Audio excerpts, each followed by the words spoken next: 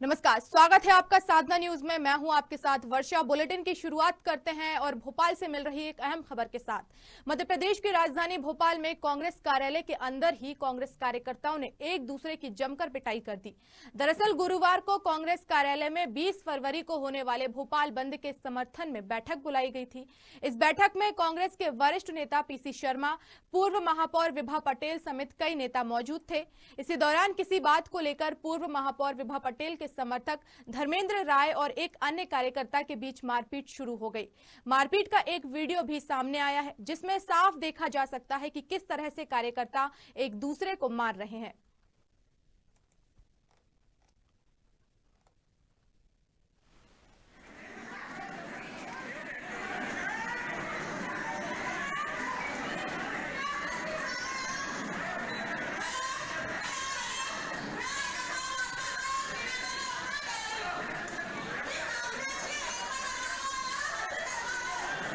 जिला कांग्रेस कमेटी की आज बैठक है जो मध्य प्रदेश कांग्रेस कमेटी के कार्यालय में चल रही है। 20 तारीख को भोपाल 2 बजे तक बंद।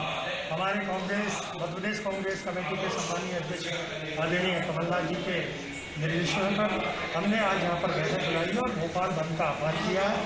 हमारे सभी साथी 6 विधानसभा में जाकर भोपाल को बंद कराएंगे सुबह से लेकर 2 बजे तक और बहुत ही शांतिपूर्वक कराएंगे। डीजल और पेट्रोल और रसोई गैस की बढ़ती कीमतों को लेकर उसका हम विरोध करते हैं।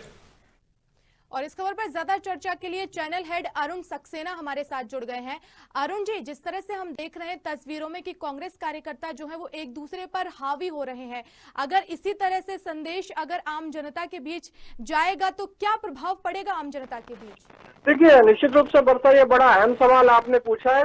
यहाँ हमेशा देखने में आता है कि जो कांग्रेस की रीति नीति है वो इसी तरह की आती है। जब भी कोई बड़ी इवेंट हो, कोई बैठक हो, तो वो जो मसले होते हैं उनके अंदरूनी मसले, उसमें जूतम पेजार की नौबत हमेशा दिखाई देती है।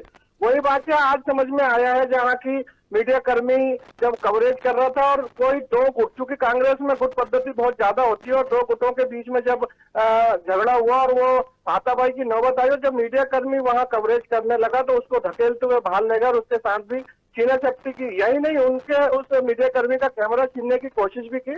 तो ये एक परिपाटी सी चली आ रही है कांग्रेस पार्टी में और शायद यही देखने में आता है कि जब भी कोई बड़ी इवेंट होती है, जब भी कोई बड़े नेता का आगमन होता है या मीटिंगों में, ये जूतम पेजार होती हुई नजर आती है। अरुण जी, जिस तरह से हम देख रहे हैं कि बहुत बुरी तरीके से एक दूसरे के ऊपर हावी हो रहे हैं और अगर इसी तरह से इसमें देखा जा सकता है कि कांग्रेस में ही आपस में भाईचारा नहीं दिखाई दे रहा है, आपस में ही जो है वो समर्थन नहीं दिखाई दे रहा है, तो किस तरह से ये जनता तक अपने जो काम है उनको जनता तक पहुंचाएंगे अगर इसी तरह से ये चलता रहा तो हाथापाई? देखिए वर्षा, जनता के काम किस तरह से होंगे, जनता के लिए क्या कर पाएंगे, वही के वही एक सुरता के तरह मुंह बाया हुआ प्रश्न सामने खड़ा हुआ है। आप इसका प्रत्यक्ष उदाहरण कुछ महीने पहले की जो कांग्रेस सरकार थी, बड़े प्रचंड बहुमत से आई, लेकिन जो उनकी आपसी खींचातानी थी, कहीं ना कहीं जो उसमें 3 सुपर सीएम काम कर रहे थे, उन सबको लेके मंत्रियों की सुनी नहीं जाती थी, जो आरोप उनके मुख्यमंत्रियों पे लगे। तो ये सारी जो चीजें कहीं ना कहीं इसमें जो संगठन है कांग्रेस का वो असफल है। कांग्रेस के जो संगठनात्मक ढांचे की जो व्यवस्था है वो ठीक नहीं है। कोई कंट्रोल शायद इन कार्यकर्ताओं के ऊपर वरिष्ठों का नहीं है। तो उसी की परिणति है कि यहाँ ये जूतम पेजार की स्थिति आती है, जनता के सामने जो हिल उच्चत दिखाई देती है। आपने देखा है कई बार, आपने और हमने साधना चैनल के माध्यम से दिखाया है कि किसी वरिष्ठ नेता जो आज पूर्व मुख्यमंत्री, उनका कुर्ता फाड़ दिया जाता है, कहीं उनके साथ धक्का मुक्की और जूतम पेजार की जाती है। अरुण जी, एक और सवाल मेरा आपसे यह है कि जिस तरह से हम देख रहे हैं तस्वीरों में कि आपसी वर्चस्व की लड़ाई यहां पर देखी जा रही है, तो अब जो कांग्रेस पार्टी है उस पर इसका क्या प्रभाव पड़ने वाला है?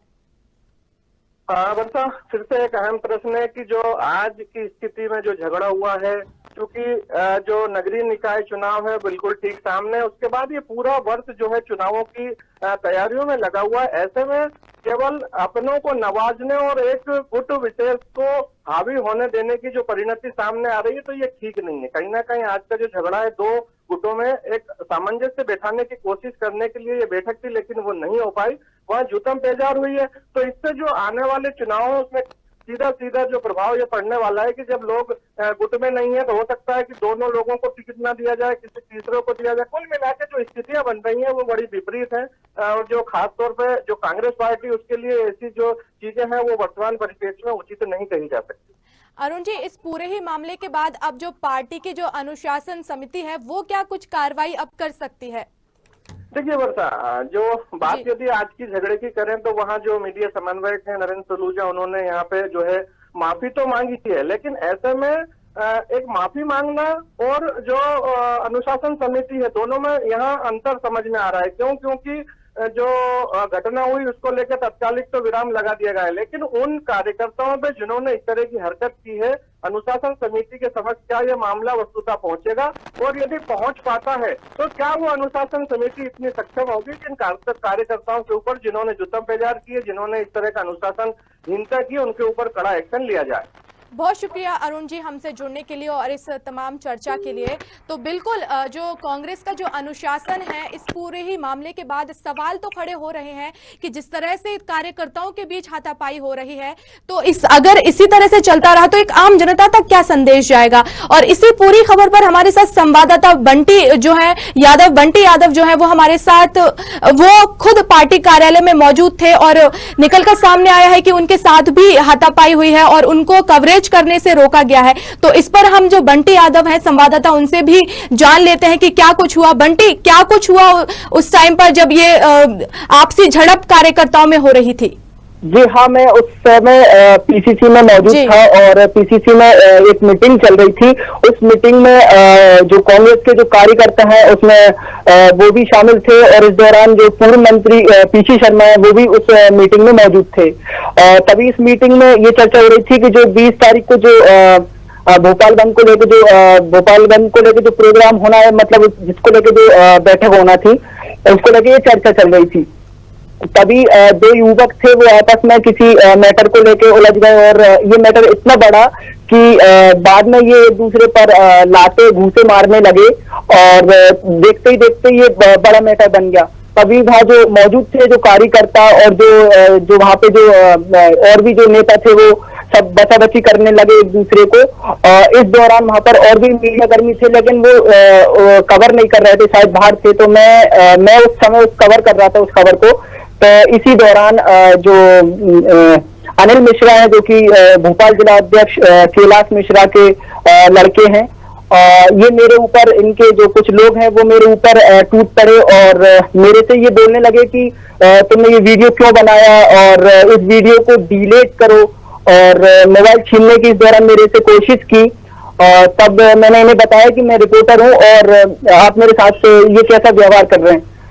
कुल मिला के वहां पे जो लोग थे उन्होंने मुझे बचाया और वहां पे कुछ और रिपोर्टर आया, तब तक मुझे बचाने की कोशिश की और फिर बचा हुआ इस दौरान, फिर तब जाके ये मामला पूरा शांत हुआ। बंटी, जब ये पूरी ही घटना हुई है तो क्या जब आपने इसकी शिकायत कांग्रेस में किसी भी पदाधिकारी से की, क्या उन्होंने माफी मांगी है आपसे? क्योंकि ये बहुत ही गलत है जब हमारे साधना न्यूज के जो संवाददाता है उनसे इस तरह की कवरेज करने के दौरान एक मीडिया कर्मी को रोका जा रहा है और उसके साथ भी थोड़ी सी झड़प की जा रही है। तो क्या माफी कुछ मांगी गई वहां पर आपसे? जी हाँ मैम, माफी मांगी गई है और इस दौरान जो वहाँ के जो लीडर थे उन्होंने मुझे बताया कि शायद हमारे जो कार्यकर्ता थे वो पहचान नहीं पाए कि आप एक प्रेस से हैं, क्योंकि उस दौरान मेरी जो माइक आईडी थी मेरे पास नहीं थी, तो शायद इस वजह से भी वो कंफ्यूज हुए। और कुल मिला के जो नरेंद्र सलूजा हैं उन्होंने भी मुझे ऑफिस में बुलाया और वहाँ पे जो जितने लोग थे सब लोगों ने मेरे से माफी मांगी और बताया कि भाई माफ कर देना, क्योंकि हम समझ नहीं पाए कि आप प्रेस से हैं और ऐसी कार्यकर्ता एक दूसरे से होती रहती कार्यकर्ताओं के बीच ये जो झड़प है। कुल मिलाकर उन्होंने माफी मांगी। और जी बहुत शुक्रिया बंटी हमसे जुड़ने के लिए और इस तमाम जानकारी के लिए।